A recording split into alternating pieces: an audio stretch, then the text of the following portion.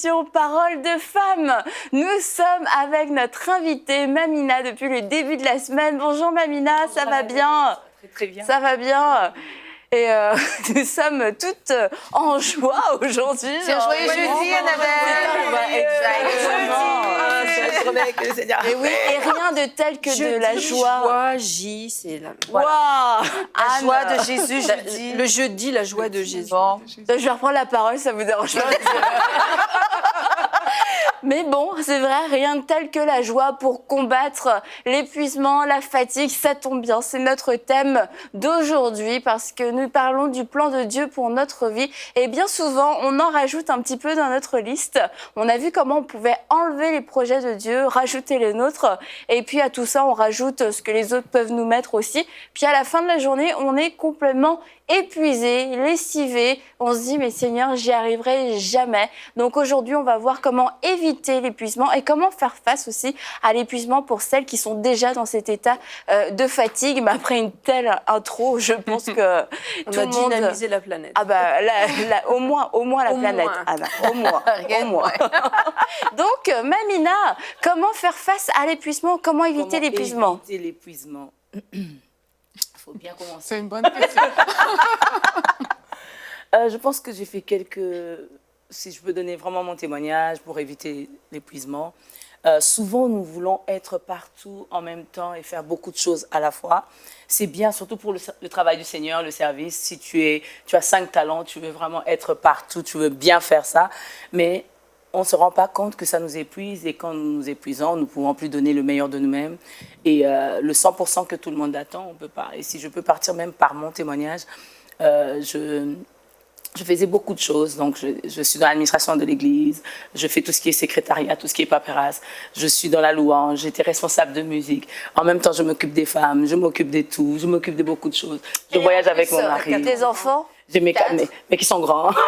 Mais ils n'ont pas toujours été grands. Non, c'est vrai, c'est vrai. Et je me suis rendu compte que j'étais en train de faire beaucoup de choses et j'arrivais un tout petit peu à être surmenée. Et le surmenage, c'est pas bien. Nous ne nous rendons pas compte, mais nous ne pouvons pas donner le maximum de là où le Seigneur nous attend quand nous sommes épuisés. Il faut vraiment se dire, qu'est-ce que je peux donner comme priorité? Le Seigneur m'appelle dans ça, oui, mais comment je peux faire pour maximiser et faire ça bien? Donner le temps à son talent, de donner le maximum de, comment je peux dire, le maximum de son appel. Pour éviter l'épuisement, je dirais vraiment, des fois on est épuisé mentalement, c'est pas physiquement. Des fois mentalement on est épuisé parce qu'on réfléchit beaucoup, on réalise que on n'a pas fait ce qu'on devait faire, ou bien on réalise que les autres ne sont pas là où vous devez être avec eux, ou bien vous réalisez que vous faites vous-même beaucoup de choses. Et la Bible nous donne l'exemple de Marthe, une femme qui, invitant Jésus chez elle avec sa sœur Marie, elle s'est rendue compte que non, Jésus est venu manger, mais je suis toute seule en train de m'occuper de Jésus. Jésus, est-ce que tu ne vois pas? Dis à Marie de venir m'aider. Mais Jésus reproche à Marthe, il dit à Marthe, Marthe, tu t'inquiètes, tu t'agites pour beaucoup de choses. Une chose est nécessaire et Marie avait choisi la bonne part. Et là, je voudrais vraiment dire que Jésus a essayé de dire à Marthe, c'est pas que je suis pas heureux de venir manger chez vous. Merci de m'inviter. Mais donne la place et la priorité à une seule chose. Où tu veux être? Tu veux être avec Marie ou c'est toi tu fais pour moi? Et aujourd'hui, j'aimerais vraiment dire, ça c'est mon témoignage, que j'aimerais vraiment donner aussi comme conseil pour beaucoup de gens qui s'épuisent dans le service, dans le ministère, dans beaucoup de choses que nous faisons à la fois. J'étais responsable de louange à l'église, je m'occupais vraiment de tout ce qui était louange et tout ça et l'équipe.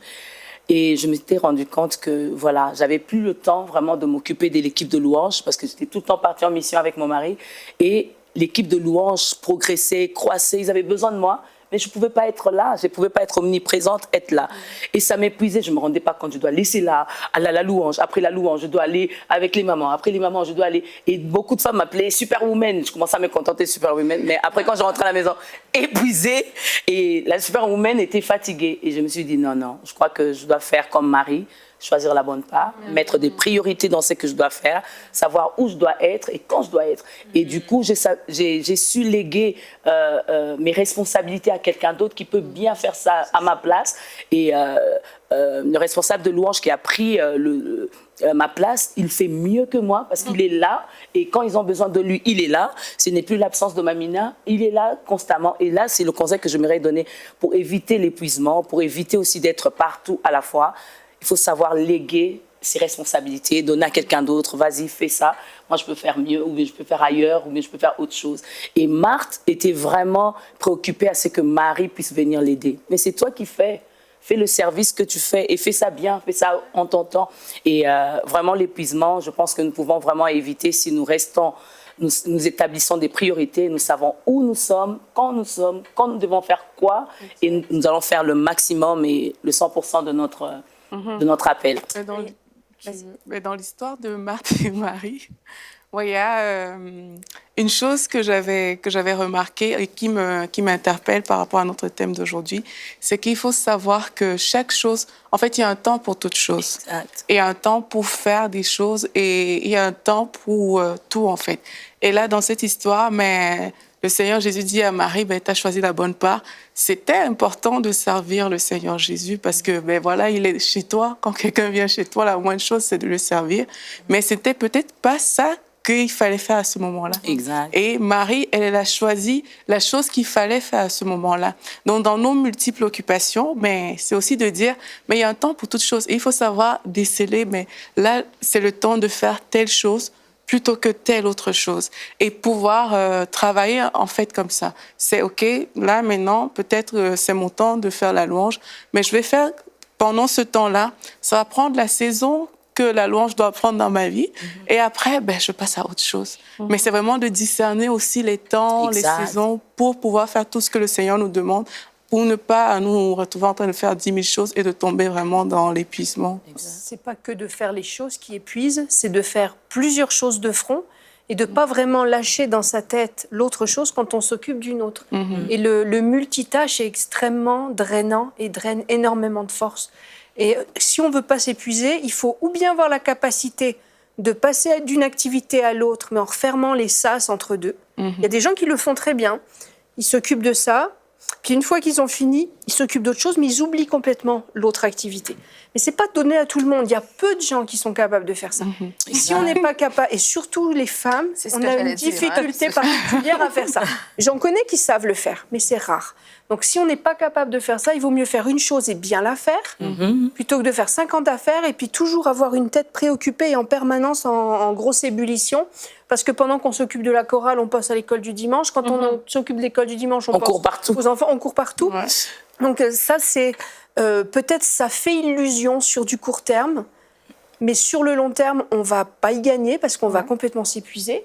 Puis c'est là qu'on sera complètement inutile dans l'œuvre de Dieu. Exact. Je pense que ce soit l'œuvre de Dieu ou notre vie familiale ou tout le reste de notre vie, il faut vraiment savoir choisir ses activités, savoir où on va dépenser nos forces, puis aussi respecter des principes. Il y a des principes bibliques sur le rythme de vie, et si on les respecte pas, on va à notre perte. Et entre autres, le repos. Il faut respecter les temps de repos. Dieu a instauré les temps de repos, c'est pas pour décorer notre Bible, c'est parce qu'on en a besoin. Et il faut que ce soit chaque semaine, le même jour, pour que notre corps ait le temps de se refaire. On a des cycles du cortisol, et il faut que c'est l'hormone du stress, le cortisol, et pour qu'on refasse nos cycles du cortisol, pour que le cycle du cortisol soit bien rodé, bien rythmé, il faut absolument respecter un jour de repos par semaine, puis pas du faux repos, du vrai repos, où on fait des choses tranquillement, on n'est pas dans le bruit, dans l'activité. Et ça, c'est biblique, ça, c'est Dieu qui l'a instauré. Exact. Et si on ne le fait pas, on va épuiser notre corps. Et puis au bout de 30 ans de service, on va être une serpillière. Donc il ne faut pas tomber dans cet excès-là. On a fait d'ailleurs une série sur le rythme de Dieu et savoir se reposer. Donc si vous voulez en savoir plus, allez regarder cette série. Mamina, je te redonne la parole. Oui, je voudrais aussi rajouter un tout petit peu comment Dieu a travaillé toute la semaine et le dimanche, on nous montre que le 7e jour, Dieu s'est reposé. Il s'est vraiment reposé de tous les travaux. C'est pour dire aussi qu'on puisse trouver vraiment le temps pour nous, de nous reposer de ce que nous faisons et pour éviter l'épuisement. Je dirais aussi, des fois, nous épuisons quand nous regardons la place que les autres font dans leur travail. On a tellement envie de faire comme eux, ne tombons pas dans l'imitation de chercher à faire comme les autres. Sois là où Dieu t'a placé. Ne cherche pas à faire ce que l'autre fait. Ah, l'autre, au fait, il a fait ça, il a fait ça, il a fait ça, il a fait ça. Et en cherchant à imiter l'autre, on se retrouve à être épuisé parce qu'on veut faire ce que l'autre. On n'a pas tous les mêmes talents. Dieu t'appelle peut-être dans ce talent-là, tu te limites là. Tu essaies de faire vraiment le maximum de ce que Dieu t'a donné. Mais quand on veut faire plusieurs choses à la fois, on se retrouve, on est épuisé, mais en même temps, on est en train de jalouser ce que l'autre fait. Comment elle fait tout ça? Comment elle se retrouve à faire ça? Comment elle fait tout ça et ça? Mais on ne sait pas qu'est-ce que la personne a établi comme priorité de repos. D'abord ça. Et deux, si on ne tombe pas dans l'imitation, on va vraiment faire notre appel. Des fois, Dieu nous appelle dans ça, mais nous nous retrouvons en train de faire autre chose et nous ne trouvons pas le repos et nous nous sommes épuisés. Aujourd'hui, si chacune de nous devait vraiment expliquer en quoi je suis épuisée, tu peux te rendre compte qu'en fait, j'ai fait ce que je ne devais pas faire et je l'ai fait dans un temps où je ne devais pas le faire. Et j'ai commencé moi-même déjà à m'établir des priorités par rapport à ma vie chrétienne avec le Seigneur, ma relation avec Dieu. Quelles sont les priorités, les disciplines que j'établis pour être vraiment dans le temps et pas être épuisé. Des fois, la prière aussi nous épuise. Tu peux dire, OK, je vais prier 25 jours de prière, tu t'épuises alors que tu pouvais mettre des priorités par rapport à la discipline que tu avais avec Dieu. La vie sentimentale aussi, on peut quand même ne pas se trouver épuisé. Souvent, les hommes ils disent toujours, les femmes elles viennent, je suis fatiguée, je suis fatiguée. Et c'est vraiment les termes que les femmes ont. On est tout le temps fatigué parce qu'on a fait beaucoup de choses dans la journée. Et on se retrouve le soir, on est épuisé.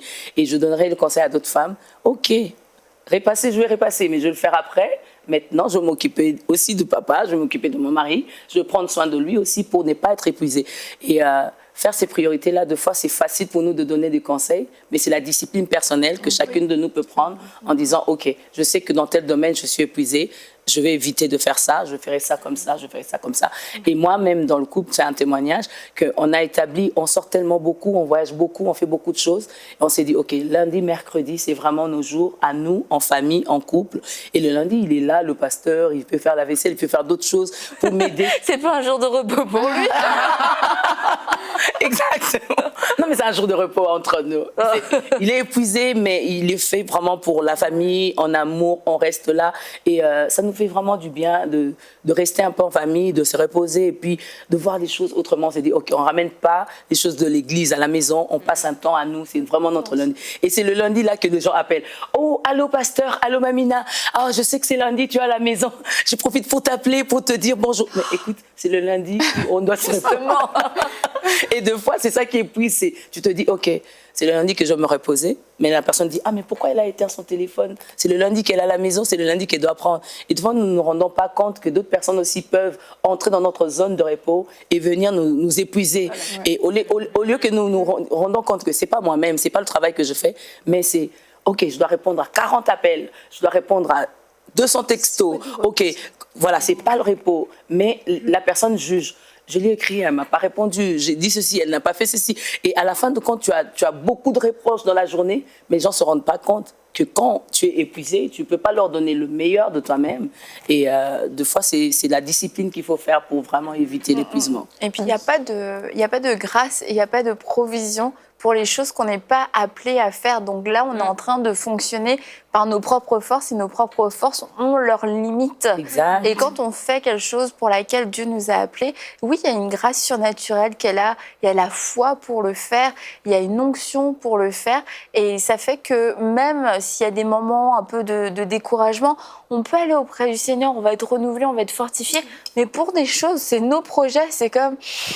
Ben non, il n'y a pas de grâce pour ça puisque ce n'était pas prévu dans le plan et on se retrouve vite à sec. Et j'aimerais reparler aussi du point de la délégation. On en a aussi parlé plusieurs fois, mais je pense que c'est important d'y revenir parce qu'on peut déléguer. Puis c'est un très beau principe, hein, la délégation. Sauf que quand on le fait mal, c'est doublement épuisant. Parce que non seulement tu gardes dans ta tête que le truc, tu sais pas toi qui le fais, que quelqu'un d'autre va le faire, tu te demandes s'il va bien le faire, tu t'inquiètes. tu vérifies que la chose est faite, la chose te convient bien pas faite. et tu le refais Exact. toi-même. Donc Exact. au final, souvent, beaucoup de personnes arrêtent de déléguer parce qu'ils trouvent que l'expérience est plus douloureuse et plus fatigante que de le faire soi-même. Bon, si je l'avais fait moi-même, ça aurait été bien fait du premier coup. Là, j'ai dû repasser, j'ai dû le faire moi-même, etc., etc. Et alors, quels conseils on peut donner aux personnes qui ont eu des mauvaises expériences au niveau de la délégation pour pouvoir croire à nouveau que c'est possible? Mathilde. Mais je pense qu'il faut sonder l'Esprit de Dieu. Quand on est un responsable, je pense qu'il ne faut pas déléguer nos responsabilités À n'importe qui. À n'importe qui. Exact. Et dans notre ministère, c'est comme ça qu'on fonctionne. Quand vraiment on est rendu à un point où il faut déléguer plus de tâches, mon mari et moi, on prie toujours pour savoir à qui la responsabilité revient. Et ça évite beaucoup de déceptions parce que des fois, on fait juste donner parce que c'est pratique. Oui. Mais ce n'était pas nécessairement cette personne-là qui devait prendre la responsabilité. Donc, bon, on a déjà essuyé plusieurs déceptions, mais je pense que vraiment, si Dieu prévoit qu'on doit déléguer, Dieu prévoit aussi les personnes pour le faire. C'est vrai, il faut vraiment prier pour ne pas tomber dans le fanatisme aussi. On peut regarder comme Eliab, tu te dis, oh, c'est lui que le roi choisit pour aller terrasser Goliath. On regarde à l'apparence, on regarde David. Non, David, lui, il peut taper Goliath. Tu regardes sa taille, tu regardes son apparence. Et si on peut déléguer aussi en priant sans regarder à l'apparence extérieure, parce que Dieu voit le cœur. On peut regarder une personne dans son apparence extérieure, on dit, non, je ne peux pas lui déléguer ça, la personne ne pourra pas. Mais quand on ne se fie pas aux apparences, on compte vraiment, comme l'a dit Mathilde, sur Dieu. On se dit, OK, Seigneur, j'aimerais vraiment déléguer le pouvoir à telle personne, l'autorité à telle personne. Mais on fait comme autant de disciples, ils ont prié pour trouver vraiment la personne qui peut bien faire le disciple-là, la personne qui peut bien me remplacer, la personne qui peut bien faire. D'abord, c'est ça pour la délégation. Et puis, je dirais aussi pour la délégation, il faudrait non seulement prier, mais aussi donner l'équipement à la personne. Il faut montrer à la personne comment faire les choses. Voilà. Si tu ne me montres pas que non, après ça, il faut faire ça, après ça, il faut faire ça, c'est normal que tu reviennes toi-même pour faire.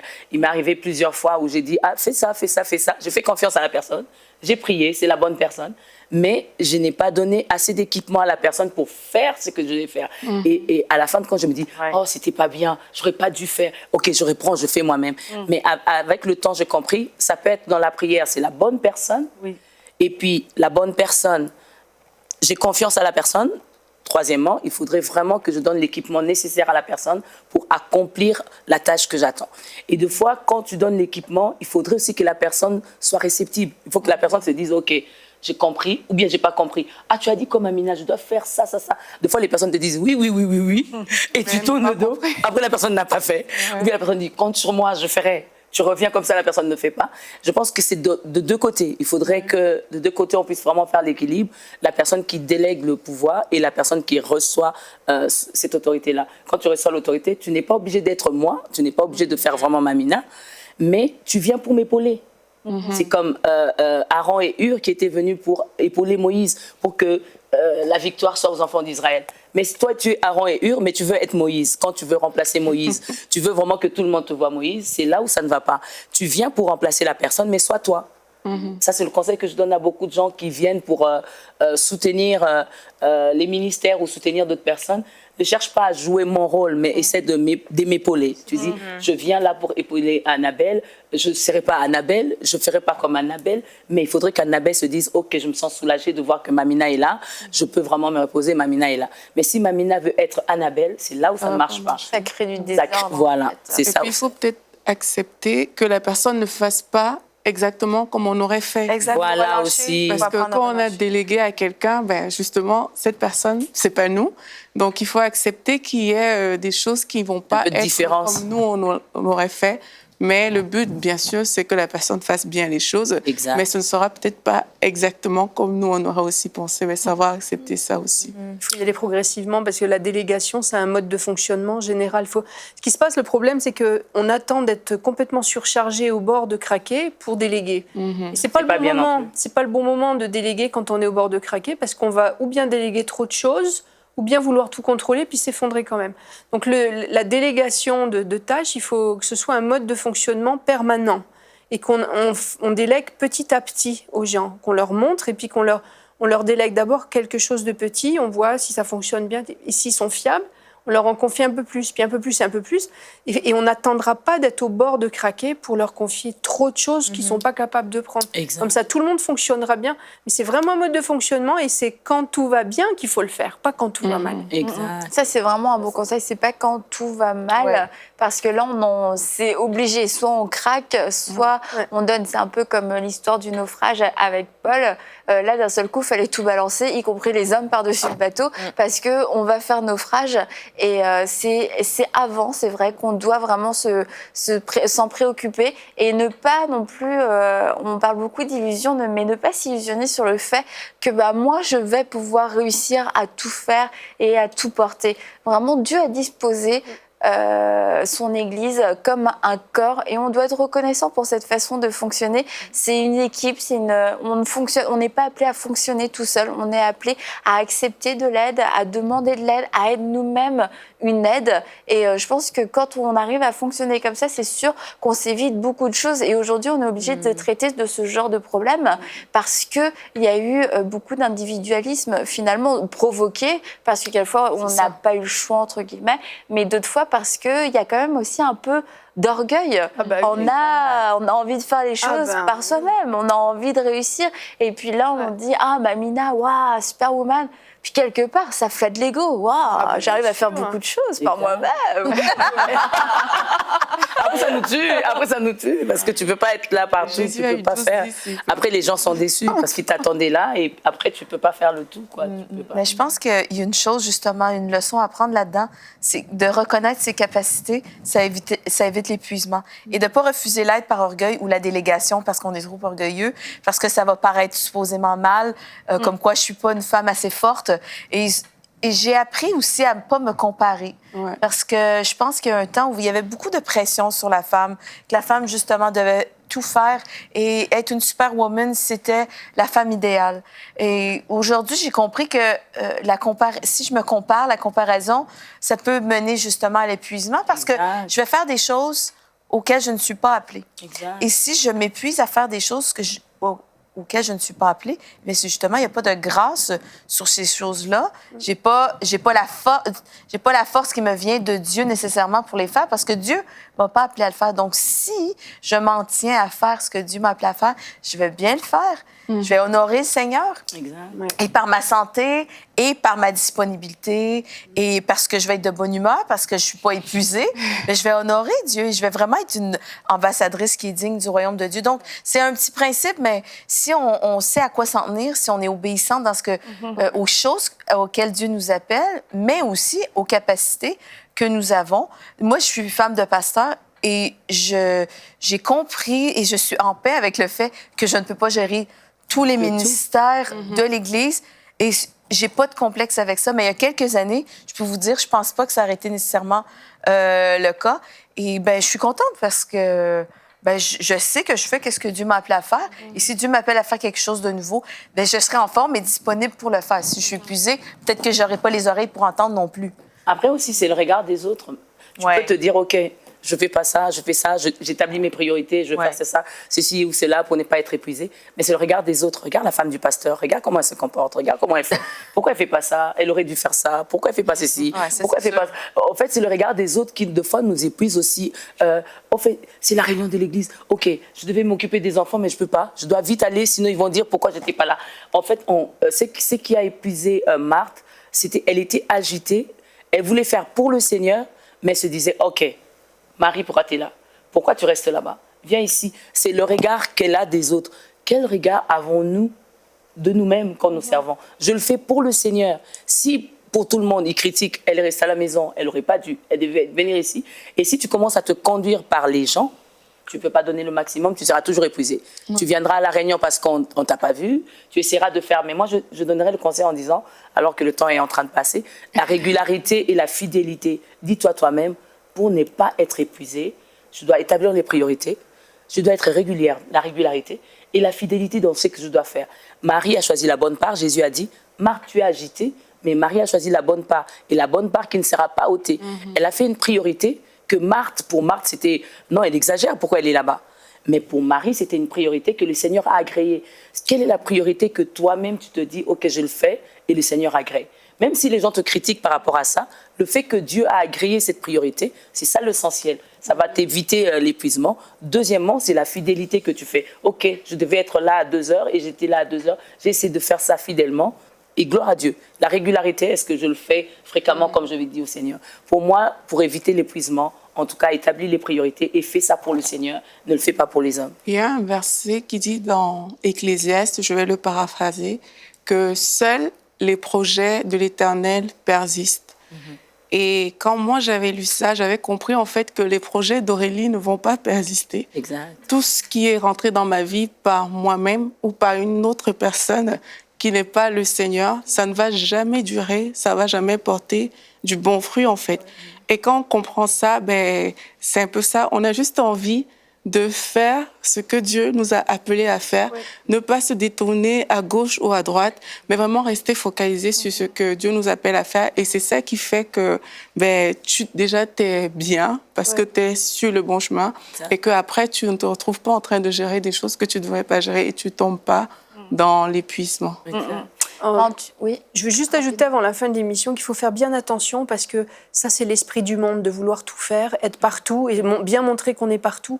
Et ça, c'est la femme des années 80, hein, vraiment l'archétype de la businesswoman qui fait tout bien à la maison, au travail, à l'église, partout. Et il ne faut pas tomber dans ce travers-là parce que ça, c'est l'esprit du monde. C'est vrai. Et c'est pour ça qu'on doit vraiment établir nos priorités, je crois, dans la prière, parce que sans le vouloir, on peut être influencé par beaucoup de choses qu'on a vues, qu'on a entendues, par des modèles. Et il y a beaucoup même de femmes de Dieu qui se sont un peu perdues dans beaucoup d'activités et qui se sont épuisées. Donc, regardez à ce que l'autre fait. On a compris que ça ne fonctionnait pas. Donc, je vous invite à demander au Saint-Esprit d'établir vos priorités, tout simplement, que ce soit quelque chose que vous puissiez faire dans la prière, non pas avec un magazine, comment gérer mon temps, etc., mais que ce soit dans la prière, que vous demandiez au Saint-Esprit parce qu'il connaît exactement vos besoins, les besoins de vos enfants, les besoins de votre mari, votre emploi du temps à court, long et moyen. Court, moyen et long terme plutôt. Vous voyez, moi je peux pas vous aider. Tu le fais déjà bien. C'est lui qui va vraiment pouvoir établir ses priorités dans la saison aussi dans laquelle vous êtes. Et continuez d'être sensible au Saint-Esprit, savoir comment il veut vous diriger parce que les choses changent, les choses évoluent. On l'a vu hier ou dans la semaine. Dieu avance et nous aussi on doit avancer avec lui. Mais mettez vraiment ça dans la prière pour que vous puissiez être conduits dans toute la vérité. Et on se dit à demain pour une prochaine édition de Parole de Femmes.